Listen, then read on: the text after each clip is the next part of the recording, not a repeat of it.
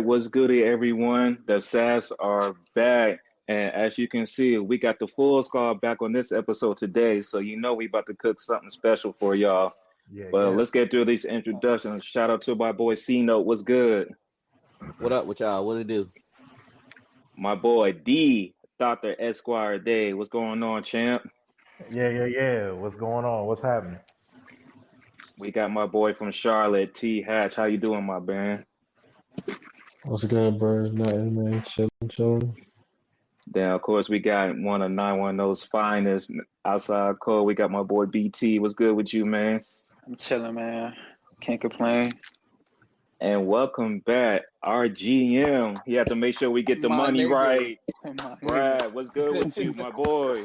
Signing the How y'all paperwork. doing? nigga. I've had a lot of paperwork, a lot of transfer portal news, a lot of shit. We had to let some people go into the transfer portal, Brad.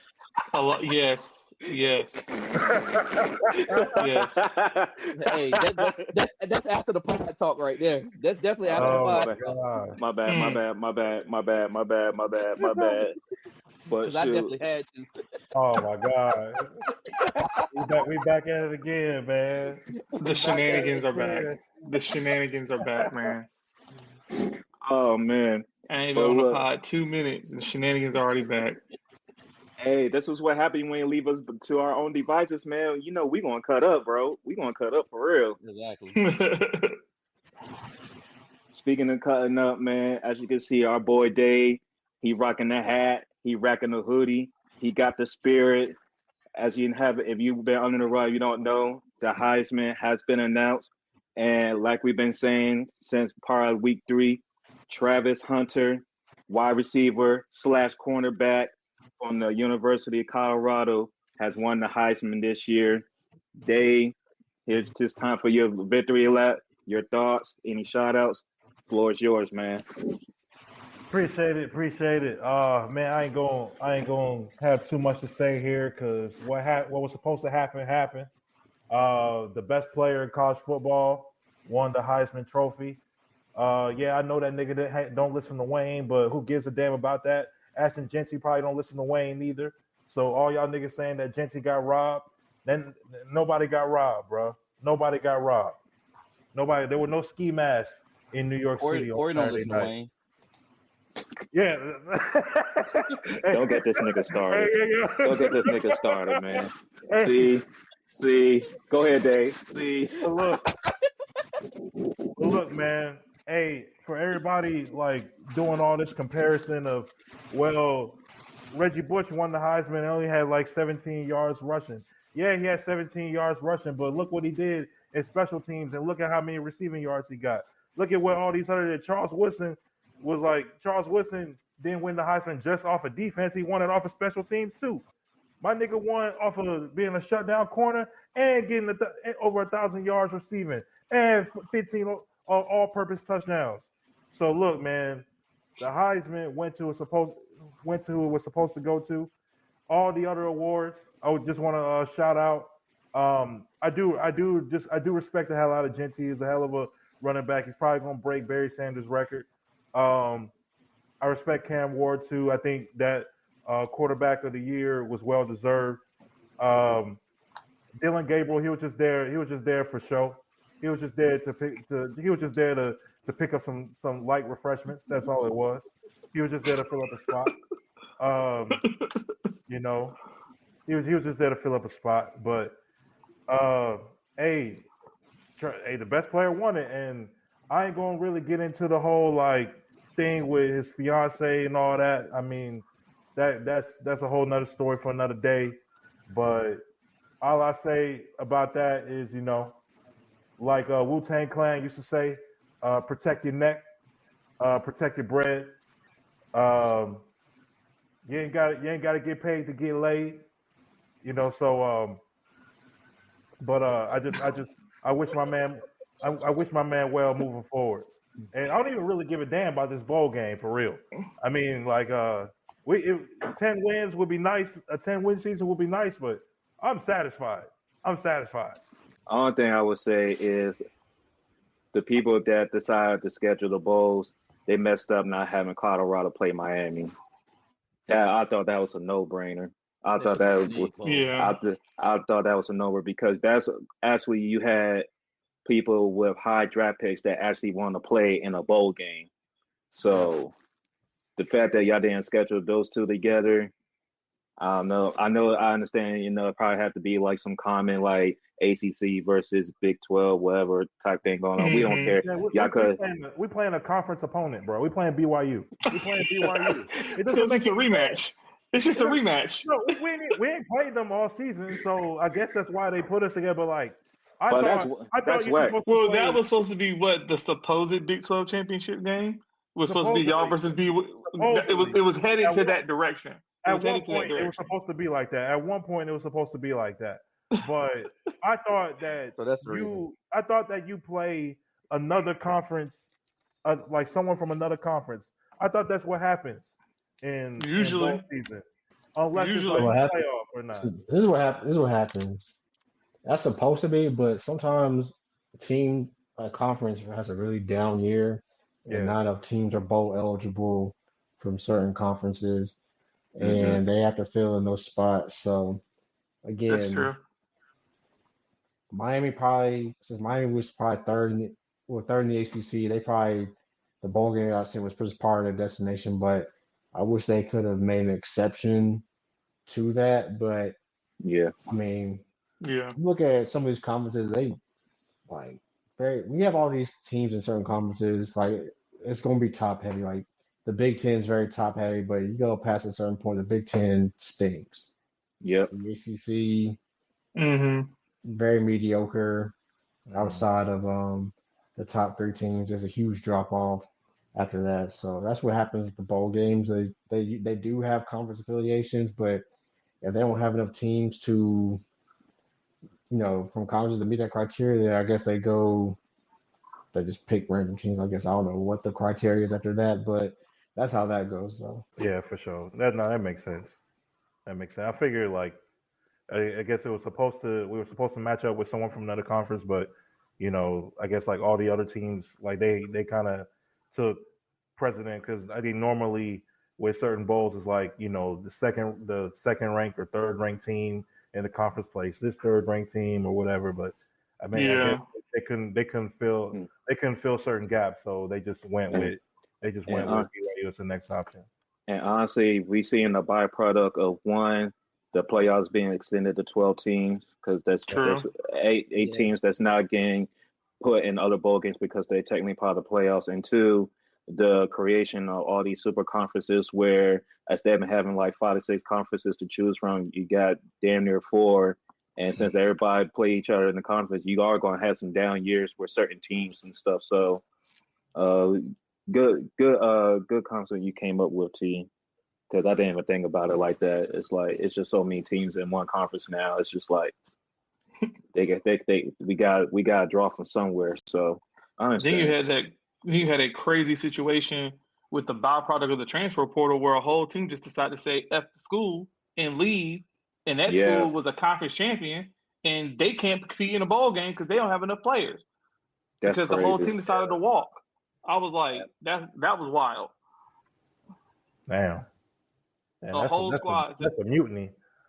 It was just because the school did not want to pay the coach, and he took a job at a 1-11 team, and it's pretty much they said that he's going to end up probably pretty much picking up half his former team in the transfer portal, along with the coaching staff from Marshall to Southern Miss. I can't think of the black coach's name, but he's pretty much going to resurrect Southern Miss's football program just through the transfer portal of players he had at Marshall, and Marshall now is just going to be whatever they can be. Which Yeah, I mean, it was hopefully they crazy. go pay the money.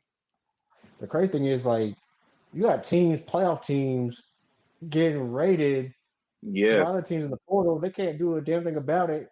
Imagine trying to prepare for the playoff, and you got coaches and GMs and whatever bagmen from other schools trying to raid some of your backups. Like, Penn I State think went through that. How about say the matchup this weekend? Ohio State did Yeah. that because the backup quarterback, the Aaron Nolan dude, is Mhm. out. So now they had to make changes. Like you said, Penn State. So like they got to do something about the portal. Like They gotta like Yeah. close it off until after the season's over or something, bro. That's why I was kind of confused. Like the portal was being open while we still in the middle of bowl season and college football Exactly. playoffs. Like I understand why why the timeline has to be during the college football playoffs. It's like it's still a lot of football to be played right now, and it's not like since there's 12 teams in the playoff, it's not like that 3 week dead period when it's like no football being played. It's like you actually got teams practicing. We got a game this freaking Friday and shit. So like Exactly. Yep. Because imagine if the transfer portal was in effect the year Ohio State played in the national championship game, and they had to go all the way down to their third string quarterback. But if you think about it, if the transfer portal would have been in effect, Cardell Jones might be in the transfer portal. He wouldn't have been there to play in that game. So we don't know what happens to Ohio State in that situation. That's the craziness that we have to deal with now. Like you said, teams getting rated when they're trying to prep for a opponent. Or when Alabama won with Tua might have went to the portal, you know? Exactly. We don't know what happens in those situations because if the transfer portal was around, pretty sure Tua would have been in the transfer portal. Alabama doesn't win those games. So I mean, it's. I'm like T. I'm like Dre. They got to figure out this timeline situation. Either push it back to the end of the season, which would be about mid-January, like I think second, third week of January, and then let it start from there. Because I mean, you got people just declaring for the middle of the transfer portal, and you've got a game coming up on Friday. They don't want to do it like that because certain schools want their players in for winter workouts, and winter workouts starts in January. So they ain't gonna push it. They ain't gonna push it to the end of the season for sure. And you got incoming freshmen that come in early too, coming in January as well. And you kind of got to see what your roster look like. So yeah, it's a tricky situation because it's just a lot of turmoil. Because it's good. We talking about we may be opening an ugly Pandora box in the future. They're getting lucky this year, but for example, the situation in Texas, like what if Archman decide he's like, if we know it was not staying in Texas regardless, but if it was coming, it's like it was coming back for another year. Archman's like, no, I'm trying to start now. So he's going to dip and go to another team during the playoff run, and Oris gets hurt, they SOL. So exactly. And honestly, sometimes Arch Manning's a part of the plan, regardless if he started or not. So that's a whole another. It can get ugly for some teams. We're going to see how this affects some of these teams in these playoffs, but it's definitely going to be interesting for sure. Definitely. Right, but before we switch topic, anybody got anything else to say about the Heisman race? It was just straightforward. We called it from get-go. We can move past it. Facts. I was on it, bro. I'm gonna say this, bro. Prenup. I knew that. I will second that motion. I think Prime got him. We want prenup. We want prenup. Yeah. Something that you need to have. If you leave your ass, you're going to leave a half. Leave a half. Yeah. Good luck to the one thing. It's a good luck to him. That's all I can say. It's a walking red flag, bro. First you say her logic is flawed, bro. Fellas, I'm gonna get YNs. All my YNs that listen to this pod. We getting real. We're gonna get real for a bit. We better give some free. We better give some free game. This is free. If a chick says you are not her type, regardless of what her excuse is, don't do it, bro. Then she tried to say, well, he had a girl at the time he slid my DMs, he was a cheater. So what made you decide to be with a cheater then? Your logic is flawed. The chick's logic is flawed as hell, bro. It's because you realize that this man is going to be worth multi-millions and you just can look past the quote-unquote alleged cheating. Man, let me tell you something. Let me tell you niggas something, bro. Don't ever settle for a chick that says that you are not her first choice or you're not her type. It's a disaster in the making. Travis Hunter, you're going to learn the hard way. Oh, man. Well, you said it best. I don't give relationship advice. I don't ask people for no advice. All I can say is good luck. That's all I can say to you. Hey, look, as long as you cut, if you're on my team and you cut your touchdowns, regardless of the turmoil you got at home, I can care less. I barely know I don't know who half of these celebrities been. I didn't even know Josh Allen was with goddamn Gwen Stacy until he proposed to her. I was like, well, that's a damn shocker. and now he got damn Spider-Man on the field. So I don't keep up with this shit. And the nigga got engaged and started balling out like crazy. I'm like, damn. But all I have to say to Travis Hunter is this: I don't get no man's personal business or whatever like that. That is on you. You chose to be with her. However, like Dre said, as long as you out here catching interceptions and catching touchdown passes and being the super athlete that you are, I can give a damn what's going on in your personal life. Just keep your head straight and go get the bread. We're in a situation with Simping in Charlotte earlier this year. Look how bad it messed up Bryce Young. And Travis Hunter, you will be a future Panther, my guy. So don't bring that bullshit over here. I will take you to Flirt. I'll take you to Bliss. I'll take you to Onyx. I like it. Hey, Travis Hunter, Travis Hunter, if you're listening, we do not give a fuck, bro. We do not care, bro. Hey, Travis Hunter, if you're listening, the invitation is out there. The Sabs will show you a good time in Charlotte. We will make you forget about her. I am just saying. Matter of fact, you like Mexicans? I know some Latinas for you, bro. I got you. Hey, yo, what's the spot over by, AT, what's the spot over by, not Music City, but by the Music Factory? Yeah. Queens Cabaret. They got big food. Yeah, Queens. Gosh. He got options. Yeah, he got options. Charlotte's a beautiful city, man. That's what Charlotte's a beautiful city, man. Hey, Corey, we're taking the Dahlias on Latin night on Fridays. Hey, there we go. We got it. Don't worry about it, guys. We got it. Pump the brakes. We got it. I was about to say the first few teams in the draft right now just need quarterbacks. So Travis might. He might. Where is Carolina picking at as of right now? Right now, we fucking five. How the fuck we get down to 5? 5? Yeah, because there's like 6, like 3 and 10 teams. Oh yeah, it's like a bunch of it's a bunch of 3 and 10 teams. I forgot about that. Like the Raiders are 2. Jags were just behind us. But do the Jags need a quarter? Like, where are the Jags picking? They picking defense. Nah, the Jags are like what, 3rd? Because hold on, who's won? Is the Giants won or the Raiders won? I think either the Raiders and the Giants are number 1. Raiders and Giants are 1 and 2 right now. So we know that's Shador or that's Cam. So we know that's Shador and Cam going 1-2. Yeah, that's Shador and Cam. 1-2. Jaguars have got to go either defense or best player. Patriots are number 3. No, Patriots are 3. I'm telling y'all this right now. I'm gonna save you out of trouble. The draft order is going to be Shador, Cam, Travis. That's going to be the draft order. The point is to get at number 3. The team that gets number 3, the best player available is going to be Travis Hunter. Yeah. I know it's a lot of people in the stretch, but the best player available, just off the optics and everything, the star power, is going to be Travis Hunter. So Patriots, Jaguars, y'all, whoever's under y'all, whoever gets to that spot. The Patriots really going to draft that a nigga again? Who? Bill Belichick ain't there. Belichick ain't there no more. Yeah. Gerard It's Mayo now. Yeah, Mayo gonna draft him. If Bill was still there, yeah, he's gonna draft like a wide receiver at 5 in the 6th round, call it a day and shit like that, and get a defensive end all the time. Yeah, that's when Bill was there.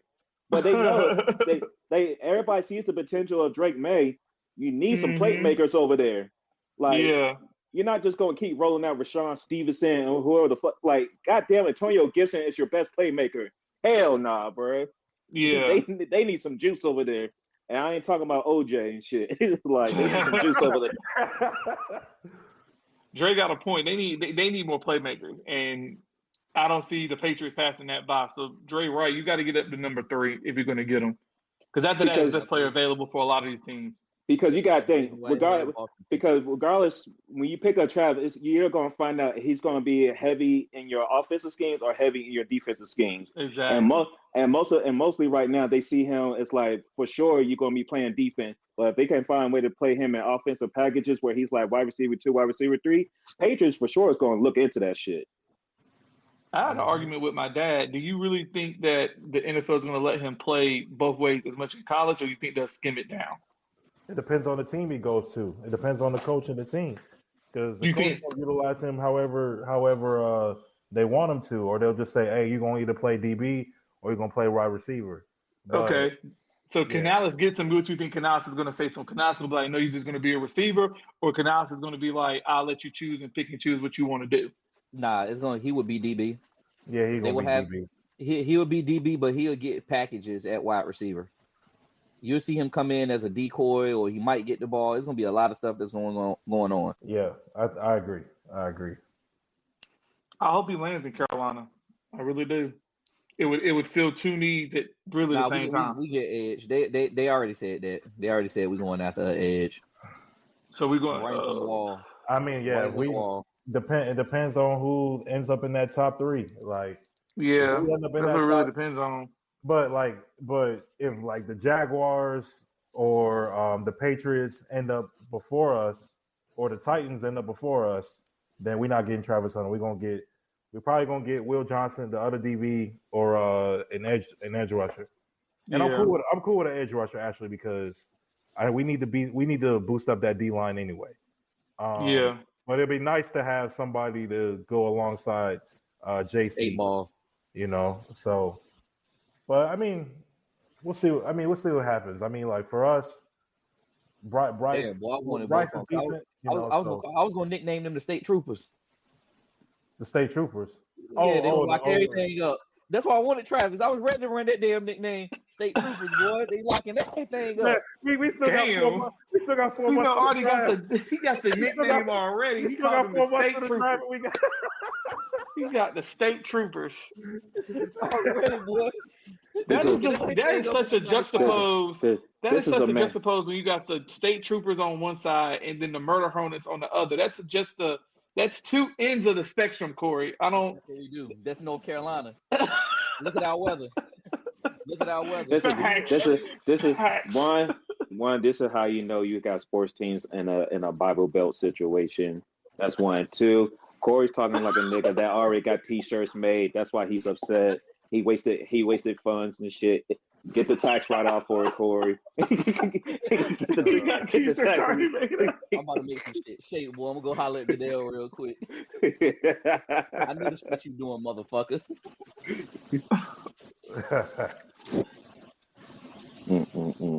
Nah, we y'all niggas funny tonight, man. But also that's been happening recently. Last night we have our results from the NBA Cup. The Milwaukee Bucks are this year's championship. Giannis went freaking like finals game 5 on Bama's last night with a smooth triple-double. Dame was out there balling in front of his crush and everything, hoping he can get that box back. But, you know, Dame was hoping for his life last night. He had the difference. He was in the finals for real. I'm about to say that step back 3 fadeaway told you everything. That's all I need to know. That told you everything. That's the shit that Puddle was supposed to do when Ruby Rose was in the stands. Nah, man, he decided to build a house that night. He heard a lot of people's parlays last night. A lot of parlays that night, including hers. Yeah, I know she posted the picture and had him in the parlay. And he go out and do that. Hate to see it. Oh well. But yeah, what's your thoughts from the NBA Cup game finals last night and the whole NBA Cup experience this year compared to last year? What's your thoughts on it? Fuck Glenn Rivers. All right. Okay. Point blank period. But I say like so. I mean, we've been saying that it hasn't been as entertaining. Like the whole NBA Cup hasn't been as entertaining as it was last year. I guess like because last year it was a fresh idea, it was new. There was like kind of this fresh competitive spirit around it. This year, I think there was still some of that, but I think a lot of it was just like we're used to it. I think that some of the games like were good games. Like I think one was you had Clay coming back to Golden State as one of the NBA Cup games. But I think actually like when we got to the knockout round, I actually enjoyed the knockout rounds more than the round. Yeah. You had Trey rolling the dice on the logo. Wouldn't happen to me. I sucker punched it. I run over the nigga. You like rolling dice on my logo? Nah, I'm getting all types of fines. In front of Brunson. I'm getting all types of fines. That's not our NBA. This not our NBA no more. Y'all remember when T.O. got knocked off the Dallas Star when he went to go like pause? I'm doing that same shit. I'm doing that same shit. Like, no, you're not about to do that on my logo. I'm about to say, what's worse, planting a flag or rolling the dice on the logo? I don't know, man, but that was on Lucky.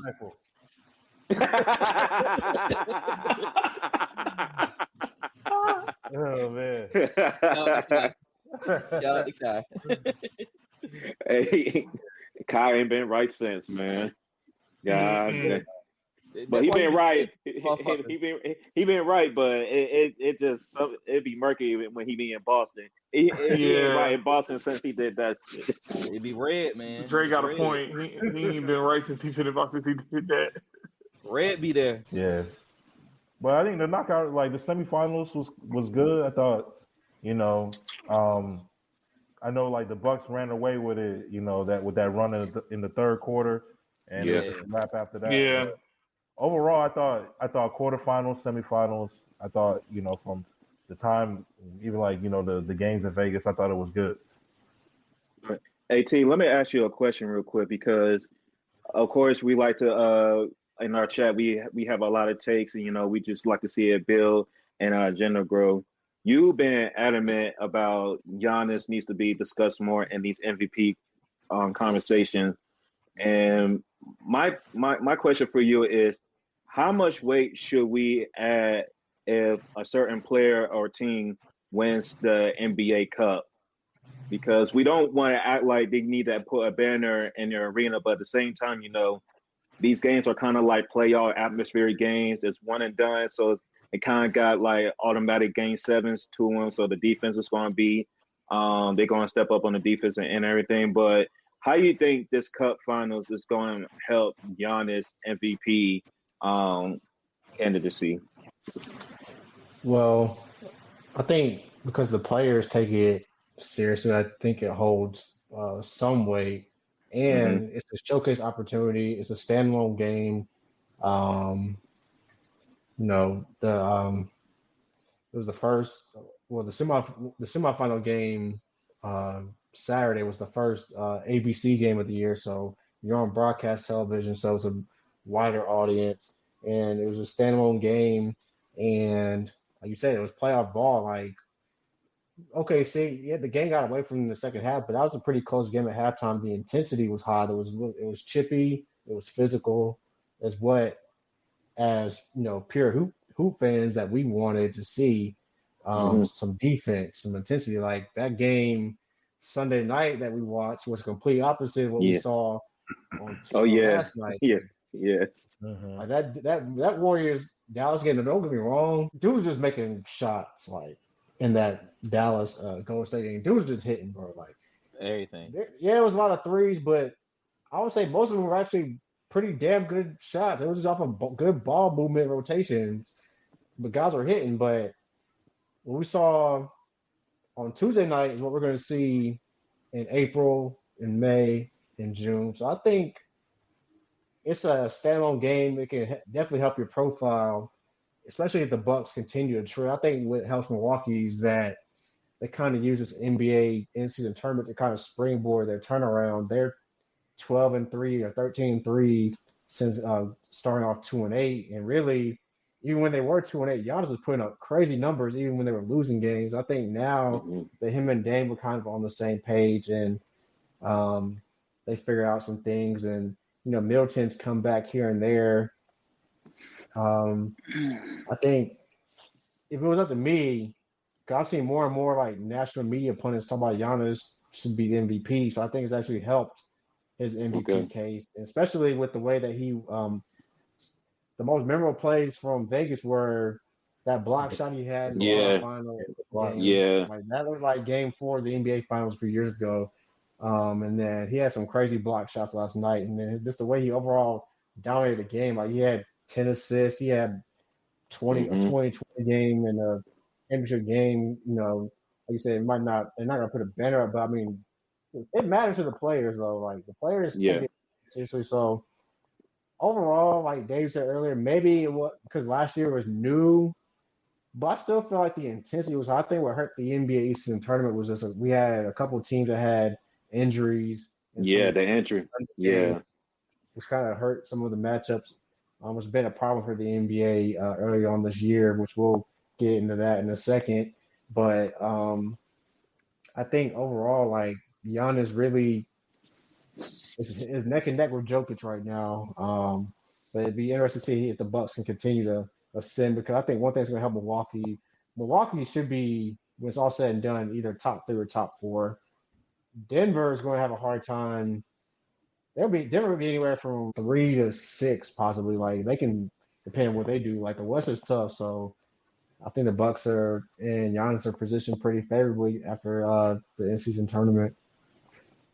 And I saw this earlier today, and BT, you can kind of chime into this. Do the Bucks need to make a move before the trade deadline? And if so, what do they need to bolster their roster to try and make a deep playoff run? Yeah, I think they need to make a move. I think they need another 2-guard, because Middleton can't stay healthy. He missed last night's game. You know what I'm saying? Yeah, you got Gary Trent Jr. You got, I think his last name Green. He's a little sniper, but AJ Green. They call him Derry Bird, bro. They call him what? Derry Bird. What? They call him Derry Bird. That's his nickname. Derry Bird. Hey, he be hooping though. Hey, yo. He be hooping though. He can play. He got a little sniper. He's a sniper, so he can play. But yeah, they definitely got to make it. I think they need to make a move to get a 2-guard, man. What 2-guard? Not to cut you off, but I think I was gonna say real quick. You can finish. I think the team that really needs to make a move is Oklahoma City, but we can talk about that in a second. My bad, BT. Nah, you good. So I seen something on social media earlier. So they might look at CJ McCollum. I saw that too. That's why I asked. I saw that too. Yeah. Yeah, because of him and Dan. CJ to the Bucks. Yeah. Well, they said it can happen. You know, New Orleans gonna be in sale mode. Yeah, they selling. They about to have a fire sale over there. I saw that on social media too. They said that they were interested in blowing it up in New Orleans. So yep, it could be a fire sale situation. Zion to Brooklyn. Brooklyn would be. Just focus on getting healthy. That's what he need to focus on. Yeah. What's that man to Brooklyn, Brooklyn got the ones. Knicks ain't got the ones, and what they need was Zion at this point. Let's keep it real. If he wants to be in New York, that would be his only spot as of right now. Because like Corey said, New York, the Knicks ain't got the money right now. They money tied up in other places. Brooklyn, the only place they can go. Where he can go. The picks. If he wants to be in the bigger New York market, yeah, it would have to be Brooklyn. If Zion goes to the Brooklyn, I'm really considering calling it. That's just going to be his career. Yeah. I agree. If he does go there, I agree. That's just it. You're not going to hear from him again because Brooklyn ain't gonna go to the playoffs anytime soon. So it's not even that, Dave. It's like, look what he's done when he's in New Orleans, and then New York is times 10 when it comes to the media and the food and the activities that you can get into. Facts. If he's not focused on being in shape in New Orleans, when you go to New York, which has more options, and he's actually want to be there, he's probably closer to some situations that he don't need to be situating himself with. And then on the top of that, you're going to be on a losing ass team. Yeah. That like the only team he needs to go to is New York, to the Knicks, if he can find a way to New York. If he goes to Brooklyn, I'm calling it a career for him because you got a good point, Dre. Those are excellent points, bro. Like, there are teams that he can go to. Too much he can get into in New York. There's teams that he can go to that he could be a good fit in, but it's the cities in the in there are like, I don't know. What cities you think about, bro? But you know, Dallas. If he comes, I'm gonna say Dallas. That's one. Charlotte. If he comes to Houston, Lord, Miami. How Let about me tell you something, bro. If Zion Williamson comes to Charlotte, bro. Oh man, I know about 10 strippers. I know about 10 strippers to keep him away from, bro. All I know is he comes to Charlotte. I know. That's after the pod. That's after the pod. That's after the pod. That's after the pod. You're gonna have to keep that man like on the other side, like near Carowinds or something, bro. You're gonna have to keep it far away. You don't think he ain't gonna travel? He a millionaire. This after pod. Dave, that man will travel. That man will travel. You gotta create the Zion. You gotta create a bubble for Zion, man. You can't let him go nowhere. Dave. Okay, I'm gonna have a real conversation with you. Okay, what does LaMelo Ball do after every fucking game? Speed off like a maniac. Speed. Okay. That's the first thing. How many songs does Miles Bridges have? More than All-Star. More than All-Star. There are no good ones. He got more songs than All-Star votes. Come on. He got more songs than All-Star votes. Come on, you didn't like that? I get head in the Benz, baby, thank you. Or trash. Trash. I don't need trash. ones. I got Cash App. Trash. I don't need ones. I got Cash App. JB made a better song than MB's whole career, and he was doing that shit for fun. Miles is actually trying to become a rapper, and that's why his shit is so sad. When you actually try to do this shit for real, and you are trash at it, like him, and between him and Bagley. Dame told Bagley to drop the mic, bro, and Bagley became trash ever since, dog. Like, we gotta stop lying to these motherfuckers, man. And then you want to add Zion to that shit? That's what I'm saying, though. Like the teams that he is good fit for, you know what's funny about this? If we were to make a move, we would send Miles Bridges in a package to get Zion. That's the irony, bro. Yeah, facts. Because actually, all joking aside, from a basketball standpoint, that's actually not a bad fit. No, and that's the thing. It's really just the focus. Because I when it comes to Zion Williamson, I'm being all serious. I don't question his talent. He has shown time and time again that when he is healthy, when he's in shape, when he is focused, he's a top player in the league. Mm-hmm. It's just like it's always an injury. It's always a situation. It's always he's out of shape. But if he can knock all those three off, oh my God! Like the potential for this kid is through the roof. Like, come on. He would be back near home. He won't be home, but he'd be near home coming to Charlotte. You got to think he's a South Carolina kid, so that might hurt. That might hurt. I don't know how that would play itself out. Him being that close to home and some family and friends, but hopefully that's not a bad fit strategically with Ball, like not at all coming to Charlotte. Yeah, but I think OKC needs to make a move. The reason why is we saw some of the same issues they had in the postseason last year, especially when the game slows down, half-court game, teams just going to key in on Shea. Jalen Williams, he can't create on an elite level yet, and they were missing shots, bro. Like, sure, they have Chet by then, but I think they really need a guy that can really a certified bucket getter because when the game slows down, teams can just hone in on Shea. If he's not hitting, they really have like no plan B. You got any names too of who you think would be a good fit in OKC? Brandon Ingram. There we go. I think first option you go for Brandon. Second, you might trade for Kyle Kuzma just because his defense is sus, but you know he's going to shoot the damn ball and he's good from the perimeter. You know who would be good in OKC? Killer Cam Johnson. Yes. Yeah. I was actually going to say the other Cam, but Brooklyn asking for too much.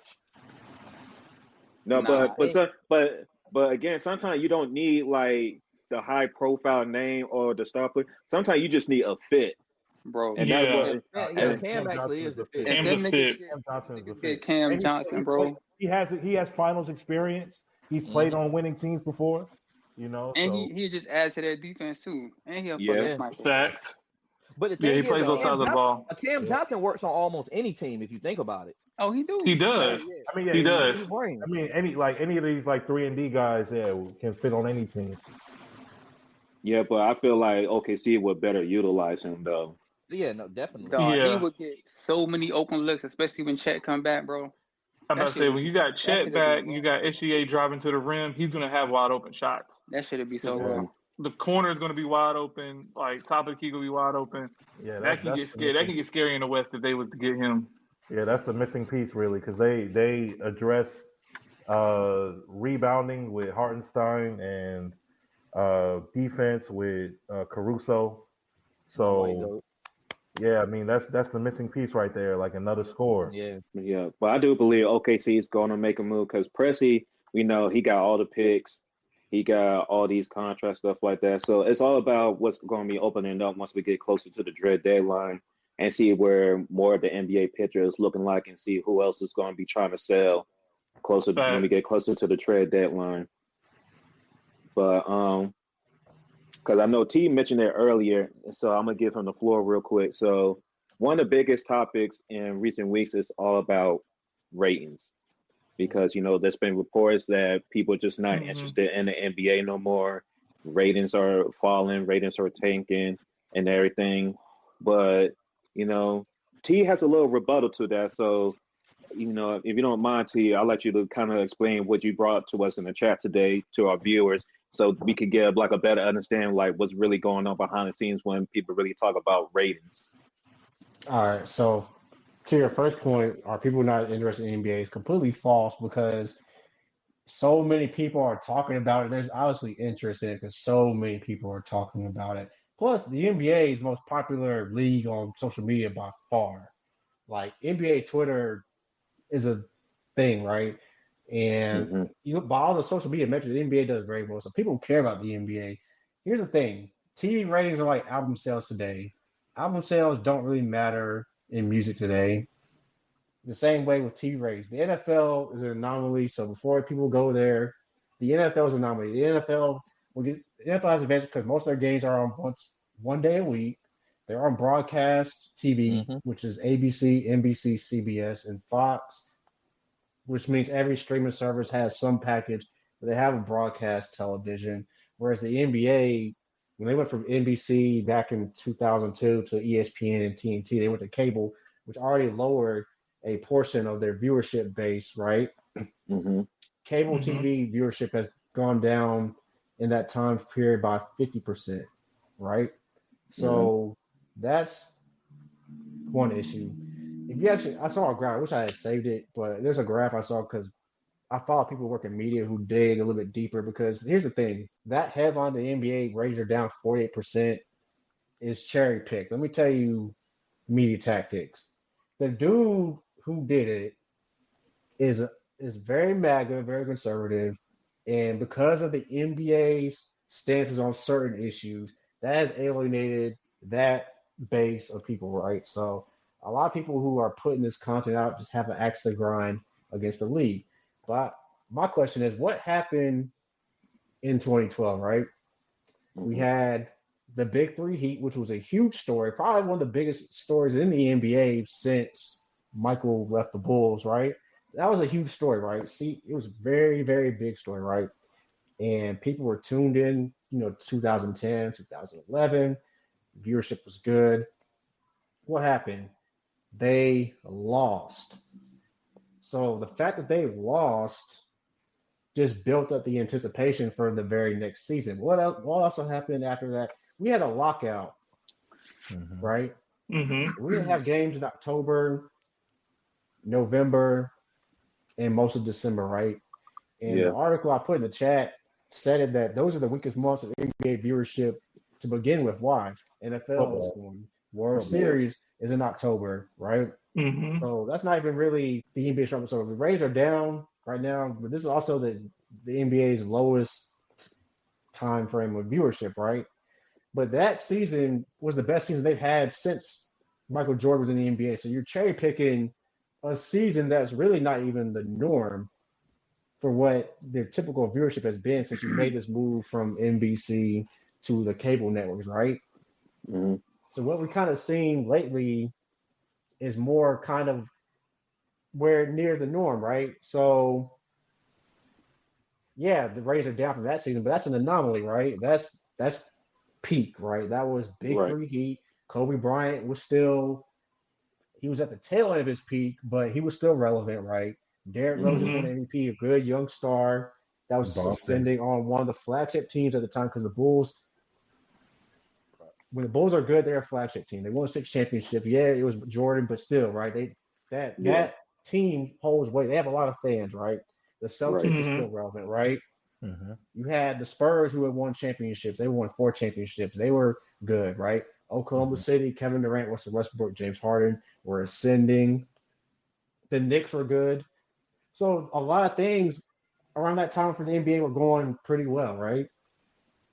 And then like that season was better than even the 73-9 Warriors season. That was actually the second highest season because you had a 73-9 team. So for the record, right? And it was Kobe Bryant's last year. Yeah. Nostalgia and everything, right? So what has happened since, right? Like I said, cable TV viewership has gone down significantly. And viewership and ratings across most sports have gone down. And also one thing about ratings come in cycles. Goes up and go down. You know what's funny? Actually, it's the same page that posted it. I remember a tweet came up just last year after the playoffs. The 2023 playoffs were the most viewed playoffs the NBA's had since I think 2017, 2018. But nobody talks about that. Why? Because negativity gets engagement, negativity gets click. And right now, the NBA is an easy target because viewership might be down per se, but people are still invested in the sport and people care about the sport, even though it might not necessarily translate to television views per se. The NBA also has the youngest audience, 18 to 35 demographic. That's the demographic that all the sports leagues are trying to get. That's why you see the NFL doing all this shit on Nickelodeon and all this stuff. That's why the kids because every sports league has problems. Believe it or not, the NFL, as well as they do television, they have issues. They have an aging TV audience. That's why they're trying to get into the streaming business, Netflix, Peacock, Amazon, right? And you get down. Baseball has had issues for baseball's issues Decades.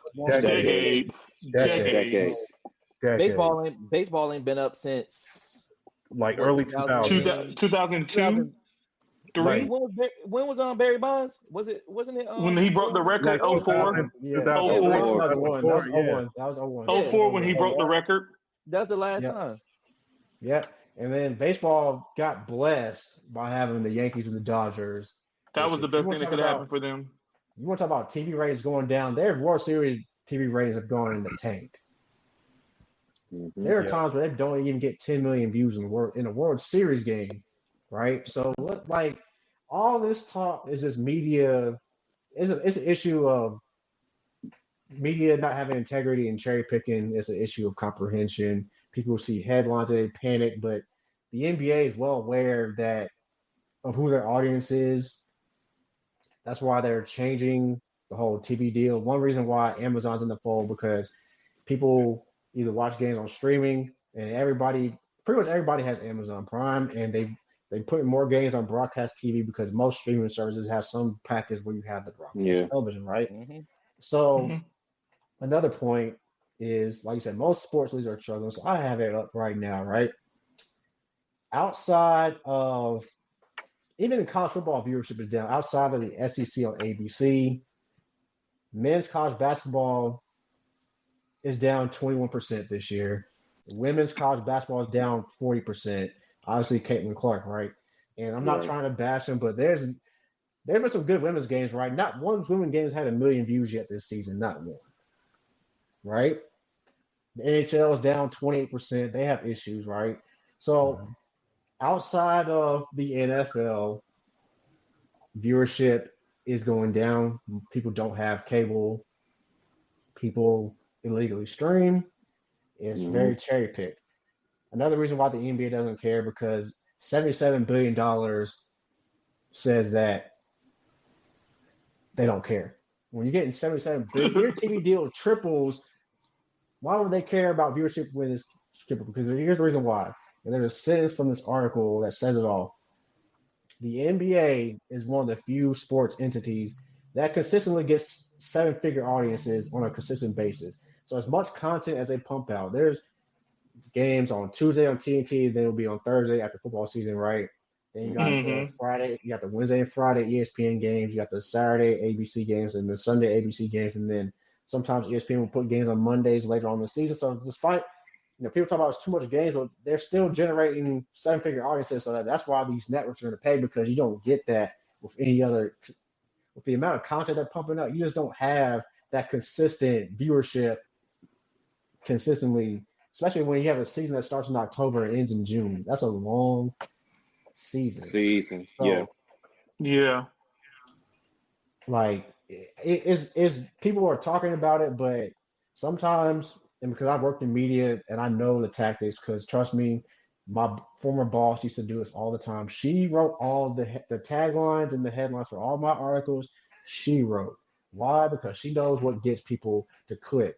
Once people click on something, they don't care if you read it. It's all about the clicks. They don't give a damn if you read it. They give a damn about the clicks. The headline is everything. So when it says NBA ratings are down and people are going to tune in whether you hate the NBA or you like the NBA, people are going to click and see what they're talking about, right? But again, the NBA's had this issue before. Michael Jordan left from Chicago. Their ratings went in the tank. Even despite young stars like Kobe and AI and whatever, their ratings went in the tank. So I'm not going to look at the Jordan era because that's an anomaly as well. Every league has anomalies like we're seeing, and I don't want this to be a thing, but if the WNBA they don't handle this Caitlin Clark thing properly, then their surge is going to be an anomaly. And then when she eventually leaves, it's going to go back. If they don't cash in and stop with the, like one of the owners was talking about Caitlin Clark and whatever after, that's a whole nother issue for a whole other day. Yeah. Because we kind of seen it with the women's game, though. There's great women's players in the college game. Now, I think Paige versus Juju should do numbers, right? But it's hard to consistently generate that audience. So is the NBA in trouble? No, right? Also, I'll give you an example because we talked about it earlier. They just haven't. They've been guys that they've tried to push that haven't worked out. Zion Williamson was supposed to be the next one. He had the young following from the Hoop mixtape days. Yeah. And honestly, I think him not panning out hurts. And they're really banking on Ant-Man because what another issue is a lot of the guys in the NBA that are at the top right now are flooring guys, and for some reason they just don't connect here, right? Now, another reason the NBA doesn't care, their profile overseas, outside of Premier League soccer, I don't think anybody can disagree. I think the NBA is the most popular league in the world outside of those Premier League soccer teams over in Europe. The NBA is everywhere, and they're back in China, so that's even more money for the league. So like I said, they do not care. But this is just a lesson in media and in the business of sports. And since we're a sports podcast, sometimes we got to address the business part of it. And since I've worked in media, I know some of the tactics that are going on here. The NBA is fine, y'all. Like, trust me, they're fine. Like, they're like literally just not this past season, the season before, they had their strongest playoff viewership in years. So again, that doesn't really generate the clicks that the negativity does, and the NBA is kind of an easy target for certain people, especially on the conservative side of the political spectrum. But again, this is not a political podcast, so whatever, right? But that's just how media works. The NBA is fine. If anybody has any questions or wants to get their takes off, I will give you all the floor. No, I appreciate everything you said because for people that don't know, so BT he posted something in the chat, and pretty much it was old dude from Colin Howard show talking about like the ratings and stuff is going down because like we got shows like Inside NBA that pretty much just like talks bad about certain players and certain teams around the league, and it's like it might be dismissive to like the casual fans to not even look a team's way or a player's way because they always ragging and stuff like that. And from before T came in the chat, I was just like, unfortunately, them type of shows have to do stuff like that from the entertainment basis of it.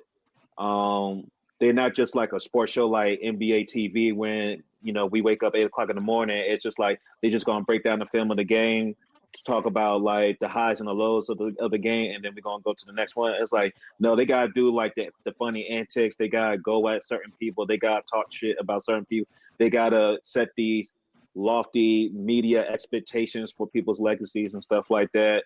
So it's kind of like so at the first part I was like, damn, maybe he's kind of making a point, but then the way my boy T just broke it down from a media and business side, it's like, well, damn, that's what they was probably doing right there and there. It's like they just want people to click on a clip from a show that we didn't really get the full context of, and we got it's just a lesson that we just got to do our research on certain things because the information is out there.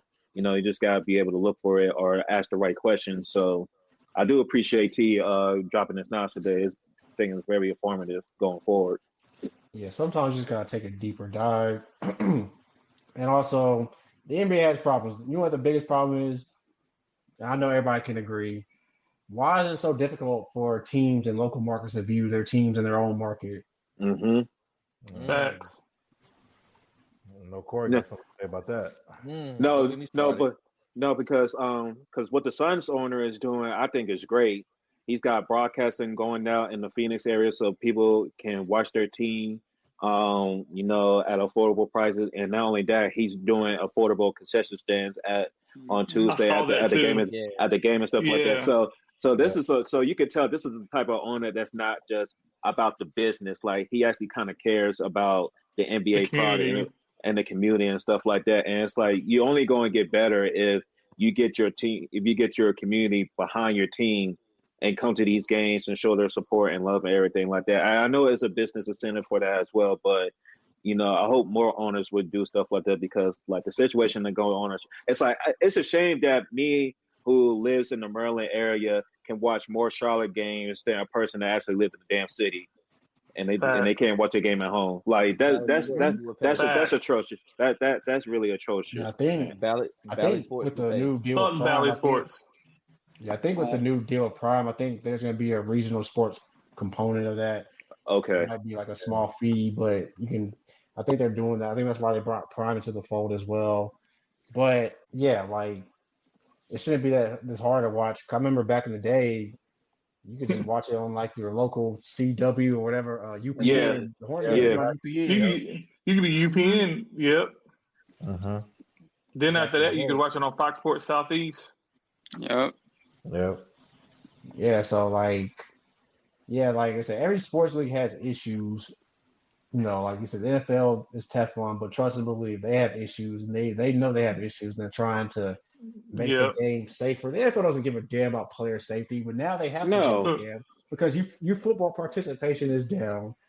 Yeah. Like you said, and then like mothers don't want their sons playing football until they get to a certain age or whatever, right? And then also like their TV base is older, and they know that. That's why they're using some of these gimmicks, like the Simpsons gimmick they used the other day, and like Toy Story. The Toy Story, the Simpsons. And then they want to act like they care about player safety with the Guardian hats and stuff like that. But now you got all these international games because you try and get with the travel people and everything. So Germany and Mexico and Brazil, London. Germany, I don't know. Okay, maybe I get Germany. You just go over there and drink beer. But goddamn, Brazil and shit. Like, come on. Like, where are we going to start? Y'all going to have a game in Dubai at some point, man. Oh no, it's coming. It's coming. I That'll be guarantee you it'll be a game in either Saudi Arabia or Dubai in the next 3 to 4 years. Because they're going to be desperate. I don't know if they're going to do Dubai. I don't know if they would do Saudi Arabia. I don't know about that. I'm about to say the World Cup about to be there in like 8 years, like in 10 years. Yeah. You notice who sponsors the NBA Cup? Emirates, right? Yep. That's nasty work. That's all these sports leagues are going to Saudi Arabia. That's why we chilling. That's why we chilling in DC, Corey. That's why we chilling. We got that oil money, baby. We got.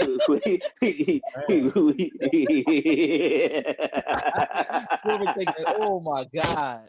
Oh God! He might as well go to North Korea with it. God damn. Chill out. Chill out. Corey, please. That's too far. Please, see. Way too far left. My bad. Yes, but speaking of I thought college it was a safe basketball, space. I was able to make it on the pod last week, but man, let me tell you something, bro. No. Hubert Davis, that seat is getting warm, my guy,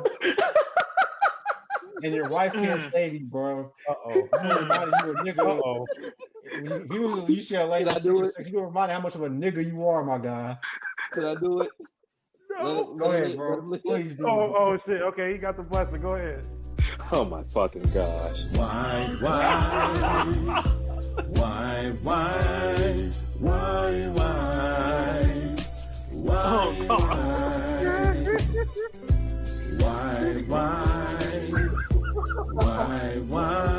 Oh, God. Oh, somebody done me wrong. There you go, T. But no, Brad.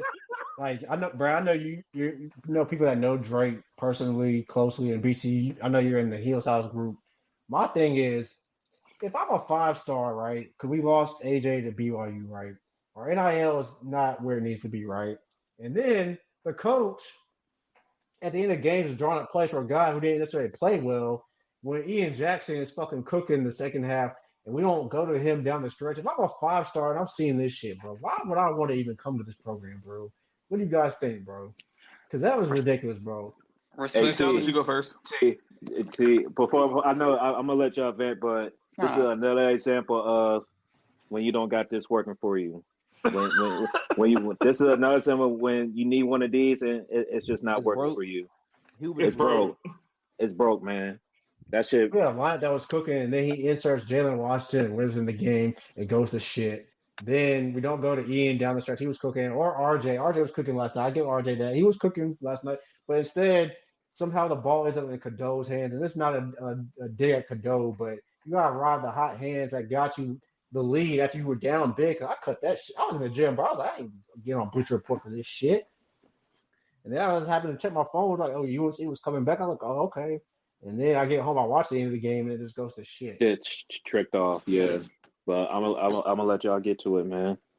Nah, I was gonna say respectfully, I'm not talking about UNC to be honest with you. I ain't watched none of the game, so I don't know what happened. So yeah, nah, I'm not wasting my breath talking about these niggas. Hope they win on Saturday. That's it. Respect, Corey. I said all I need to say. Brad, go ahead, bro. I will say this only when it comes to Drake. He kind of had this same problem when it came to high school ball. Talking to a lot of people within my hometown of Chatham County and Pittsburgh, he didn't take over in certain situations, which led our high school team not to win state titles because they felt like he was being a bit too passive. And some people blamed it at the coach, but I see that kind of rearing its ugly head again. Like he was one of the top prizes in the entire nation last year when he came out of high school. And you're there for a reason. You're playing at one of the premier programs. Why are you not getting your shots up? Why are you being so passive? Understand when you want to be a team player, you want to do the betterment of the team, but get your shit off, bro. Like, shoot the ball, drive to the hole. You've got mad athleticism. Like, you see Ian Jackson going off. You see RJ getting up his shots. Hell, Cadeau, who couldn't hit a bronze out of a barn, is still shooting up shots. Withers is shooting threes. Get your shit up, too. Again, no offense, but, like, at that point, forget Davis and forget the coaching staff. Get your shit off because you were projected to be a top 5 pick and your draft stock is slipping. So on the Drake side of things, I was say you might as well because we're going to the NIT. So fuck it. Exactly. We're 500. As BT said, I haven't watched a lot of the games. I've watched a couple, and the same problems have shown up in every single game. And it's like the old saying. It's like, it's insanity when you think about it because it's like you keep doing the same shit. And it's like Davis does not realize you don't have a big man you can just throw the ball into and let him dominate. This is not that style of team. So you have got to be able to maneuver these smaller guys, these wings and these guards and these lineups appropriately. And when you have a hot hand, like T says, you have to ride that hot hand. You rode the hot hand when we went to the tournament the other year and you had Caleb and you had RJ and you rode the hot hand all the way to a title appearance. Why aren't you doing that now? Take Cadeau out of the starting lineup, put him on the bench where he can cook with the second unit and let Ian Jackson roll. See, As Dre said, that board right there ain't never been his strong suit. That right there ain't never been Davis' strong suit at all. It ain't never been Carolina's strong suit, to be honest. We've always been a get out on the break type of team. We're going to run up and down the court. That has always been kind of an issue. I thought he got a job because of recruiting. That's what I thought he was. Don't look like it to me. It don't look like it when you can't go get anybody in the transfer portal at all. You can't go get a big. You can't go get anybody worth. Okay. Hold on. Yeah, you can blame Hubert, but also, to be fair, the boosters, yo. They don't got NIL. Our NIL package is shit. Facts. And how that is the other half of that. How's our NIL package shit? We are the University of North Carolina, bro. We have NIL. We should be the standard NIL, right? We should. But everything's about the Carolina way. It's that old way of thinking. That shit don't work in the year 2024. It don't. So, that's 1,000% true. But what was the story that we heard that what his approach was to try to get AJ? Oh my god, that shit had to be. Oh yeah, that shit had to be fake. Like don't talk to me. I hope that was fake. I hope that was fake. It better be fake since he's supposed to be some type of recruiting. Like he's a guru when it comes to recruiting. Like because that says otherwise to me. I'll put it to you like this: if this season is a lost season, this is headed to the NIT immediately. Yeah. They will give him next year just because probably contractual obligations. If we can't hit in the portal or try to salvage whatever we have left of the recruiting trail for basketball, he'll be gone next year. They'll have to go in a new direction because all it takes is, and this is just my theory, football is always a money sport at most D1 schools anyway. If Carolina football starts to cook with Bill and they start rolling in the dough and Davis can't contribute and get the basketball team on track, they will go find a young guy to replace him to get the basketball team back on track. Because they're going to look at this as extremely like, okay, we went and got a big name head coach at football. Oh, it worked out. Carolina football is back on track with Davis. You're now on the hot seat. We hired you because of the old Carolina way. Roy picked you. You were on the coaching staff. But now it might be time to step out and go get a big name player or get somebody with a name cachet to come on them sidelines at Carolina.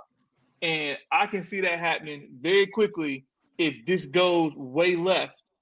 Because like T said, it shouldn't be no reason why our NIL money is that effing low at Carolina. Yeah, bro. So, we're going to the NIT, bro, because real quick, my bad, BT, but you good. We only have, after we play UCLA, there's only going to be, as of today, only 2 games we have left as a ranked opponent. That's Duke. Because Clemson lost to South Carolina. They're going to be out of the top 25. So really, where are we're going to get our signature wins at? There are no signature wins left unless we. Newsflash, Brad. The SEC owns the ACC in basketball too now. So. Yep. Yeah. Mm-hmm. Yep. 14-2. 14-2. And that's where all the money is at now. The SEC. Yes. Yep. Mm-hmm. All the money's in the SEC right now. YNs, if you're still listening, cause I know y'all attention spans are short. If you're still listening, young niggas, here's another lesson: always follow the money. If you want to answer to anything in life, follow the money. Why is the SEC doing so well in basketball? Because they have the most money. All that football money trickles down to the basketball. That's why you can hire Natos or Rick Barnes, Bruce Pearl. John Calipari went on one team to another. I'm about to say Calipari at Arkansas. I mean, who's that? If you don't learn anything today, young niggas, learn this, bro. Don't simp and follow the money. What's rule number 1, fellas? Don't simp. No, don't forget to get the money, man. Oh shit, my bad. I didn't know what was on the. Get the money. Get the money first. Rule number 2. Don't forget to get the money. Yeah. And number 3. Shout out, dog. This pop, we don't rock with Ho Gotti. Ain't that right, Dave? We don't rock with Ho Gotti. We don't rock with Ho Gotti at all. But I'll just leave it at that. Hey, hold on, wait, real quick. CMG, bro, don't send no hitters over here, bro. I'm not responsible for anything. Like I just listen to the music. I'm not gang affiliated with nobody. I'm just a simple man from Maryland. I'm You just know what here. I'm saying?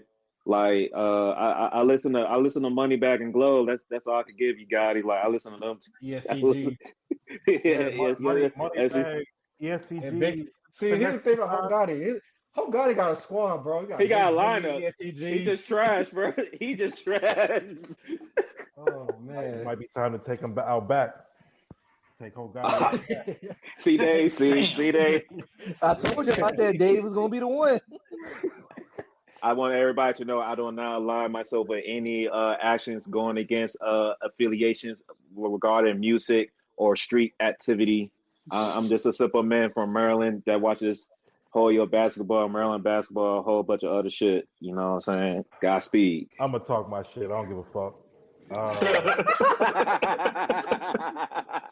You know, yeah, we call you Well, Hogati for a reason. I don't like that nigga. End of story. He said I got the chain to prove it. But since we're having a good time, man, before we end this pod, because for our viewers, we're gonna be taking a nice, well-deserved hiatus to spend time with family, get some well-deserved rest. We got the holidays coming up. We got Christmas, New Year's. For some people, Hanukkah and Kwanzaa and everything. So before we end this joint, I just want to think of like some of our best moments of the show or some of your favorite sports moments so far this year and everything.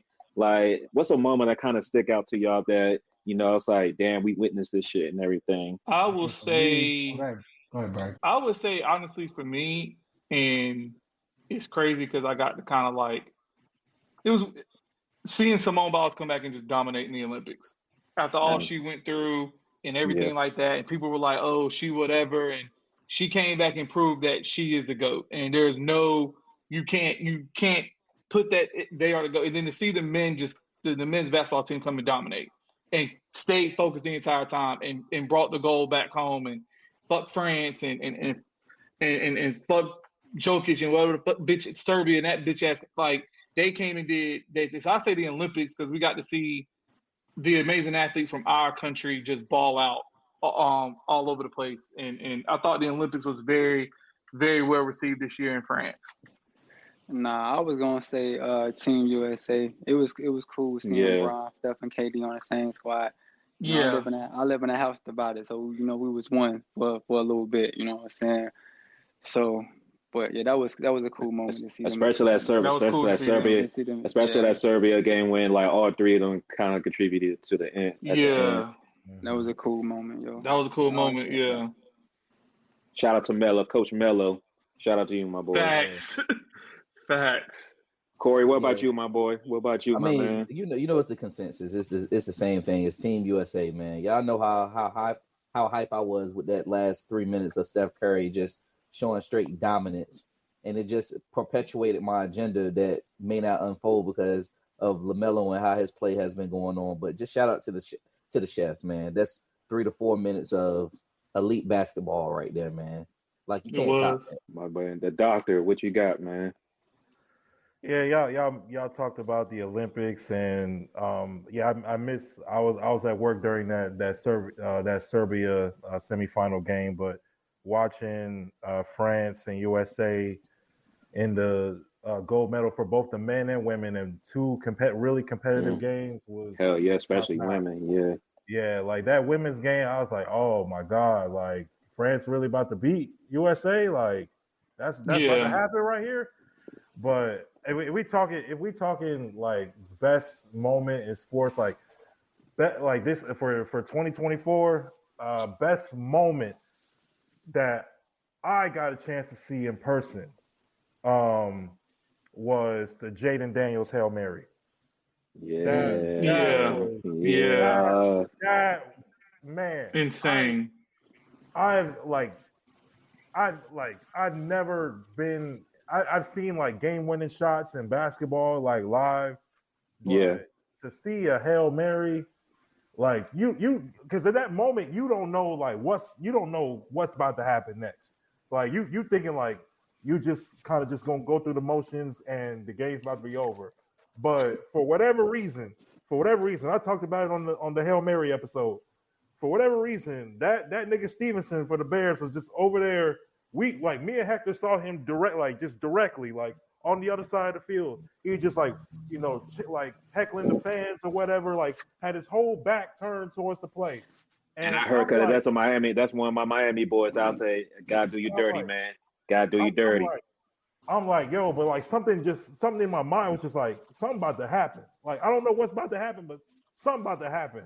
And just scrambling around, I had my phone out and saw on the jumbotron because it was on the other end zone. Noah Brown caught it and just went berserk. Like seeing that live was insane. I mean, this year has been insane with live sporting events. Like Sads and Ford's been at Copa America. We've been at SEC football game with Tennessee and Georgia. We've been we saw Caitlin Clark when she came to Maryland. Man, like crazy. We saw the two-time national champions UConn Huskies. We saw them earlier this year.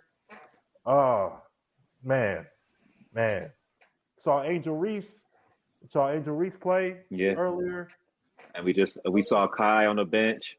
Yeah, we saw Kai on the bench, I was just about to ask about her. Whew. Mm-hmm. Yeah. Yeah, she was still on the team at this point. Team. Yeah, I had to boot him after they cut her, man. That's the worst decision that they could have did, man. But yeah, that Hail Mary play, man. I was lit off of that for days. Like that and I'm not even a Commanders fan. I'm like, yo, like, hey, Corey, what's that?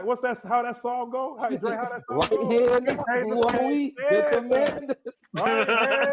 Who are we? The Commanders. And I hate that name, but that's the most fire song we got. And I hate our name, but that's the most fire song we got. Y'all gotta play that shit at every home win. I swear to God, I hope they getting some money off of that joint, man, because I swear they played that joint during the game that day. I remember, yeah, they played that joint a couple times. He definitely getting paid off that. He definitely getting paid. Yeah. What about you, T, man? What you got, man? Well, shit. Since this is the year of hate, y'all know I hate Tyson Fury. So watching his bitch ass lose. Watching his bitch ass lose this Saturday is gonna make my year, bro.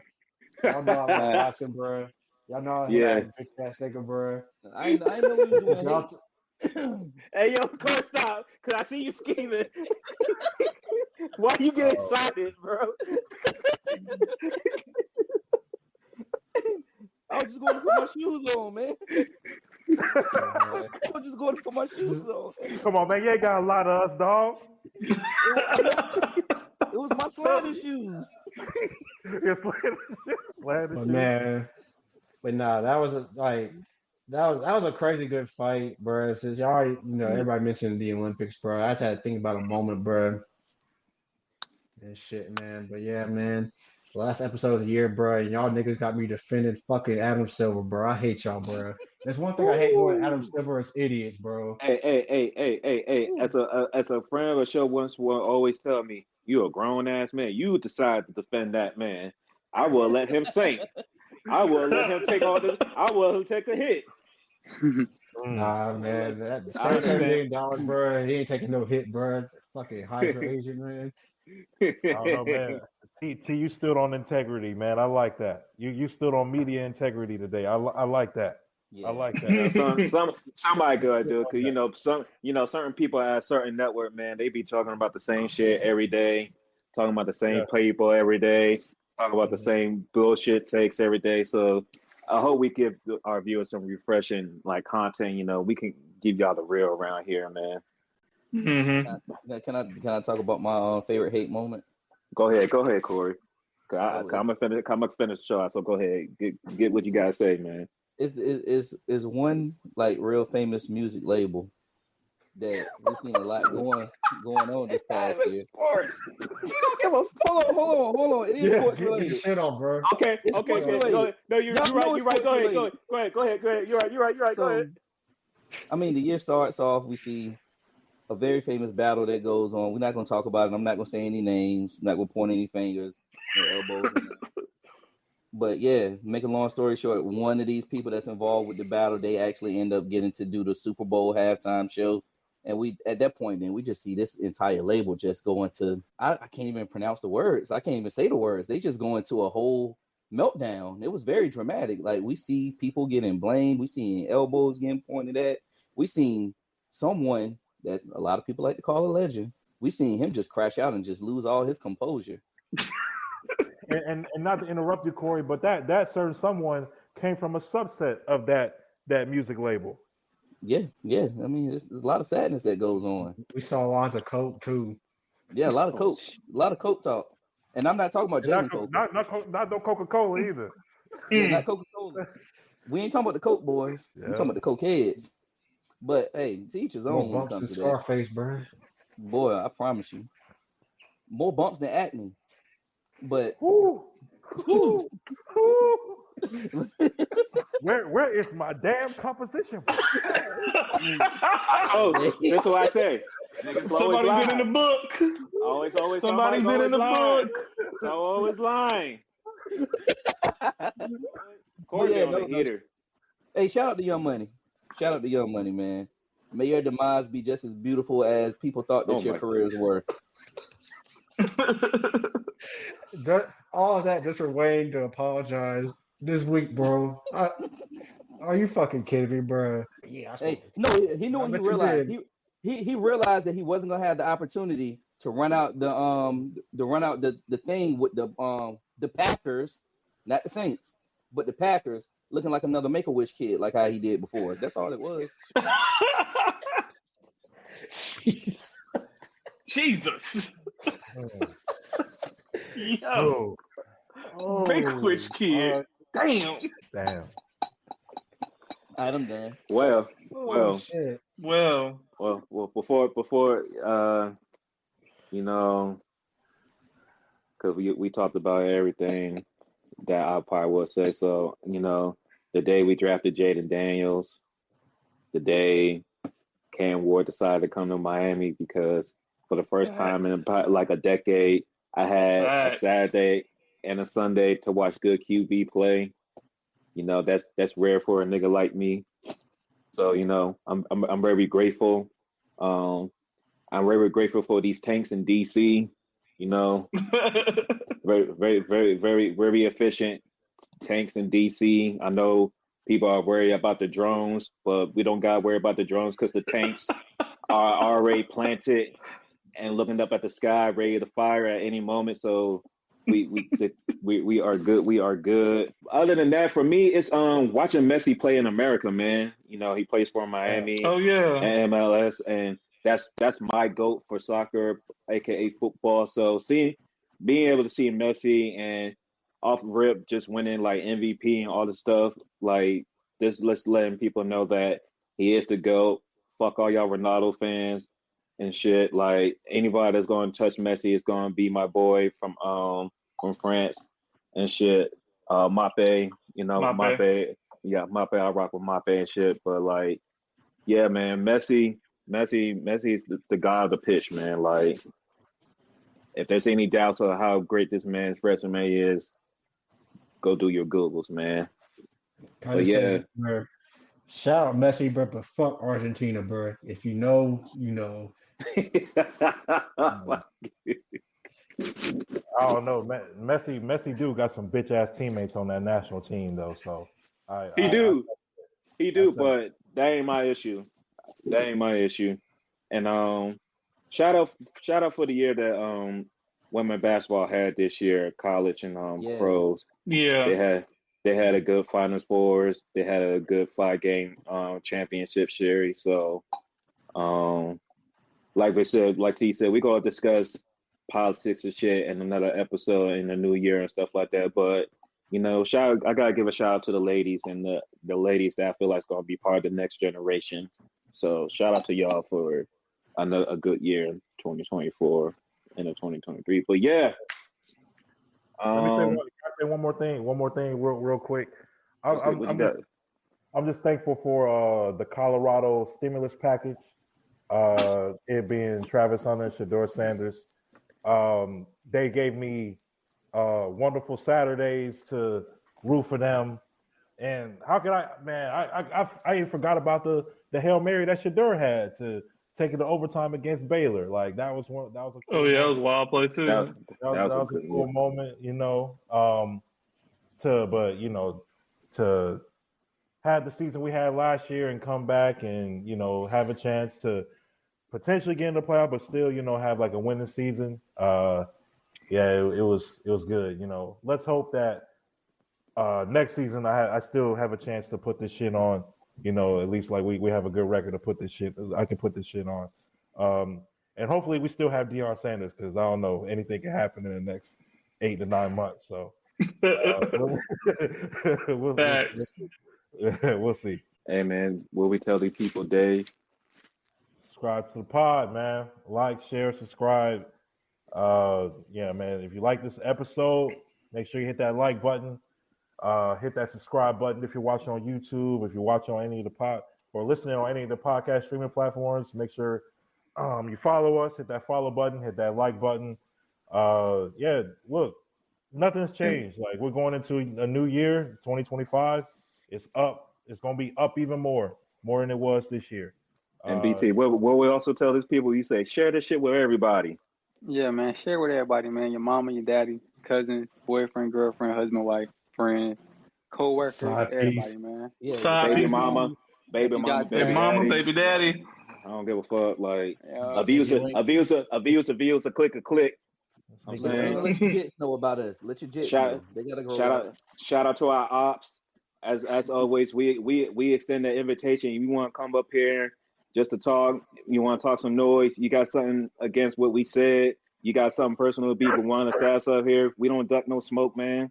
Y'all know where to find us, man. Damn all that. We got ops, bro. They can meet me in the boxing ring, bro. Hey, yeah. Hey, Jay, what you always say? What's the line? They ain't my nigga. They ain't my nigga. Yo. But legal ass whooping. I don't know, man. Sign the waiver and get your ass whooped.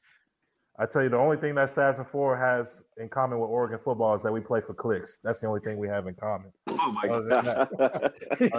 Shit! Y'all not rooted in substance like we are. Y'all not rooted in substance like we are. And we gonna see. We gonna see what happens. We gonna see what happens. Y'all supposed to win this chip. We'll see what happens. I want to say real quick. By the time we come back, we'll see. We'll see what happens. I want to say real quick. I want to just shout out the 5 men on this pod that have held us down since the beginning of this year. I know I've been on again, off again, and was blessed enough to become a father this year. And just thank y'all to the 5 of y'all for holding it down. While I wasn't there, I want to say that, publicly to the followers that we have. Thank all of y'all for continue, like they said, like, share, subscribe, hit the follow button. We got big things coming up in 2025 for y'all. So just want to bless the 5 guys on this pod for holding us down through all of the craziness sports that we've had this year, and just thank our followers as well. We got families to feed, man. Hit that follow button. Hit that subscribe button. And with that, to piggyback on Brad, I love all y'all. Y'all my bros for life. It's always a pleasure to get up here and do these episodes with y'all. And with that, show up love to our viewers. Thanks for holding us down for all this time. I promise y'all we only going to get better from here. And with that, enjoy your holidays, spend time with your family, catch these good games that we got coming up on Christmas Day. Mm-hmm. And with that, we are the bros. We are the Assassin 4. We be back at the holidays. We out. Yeah.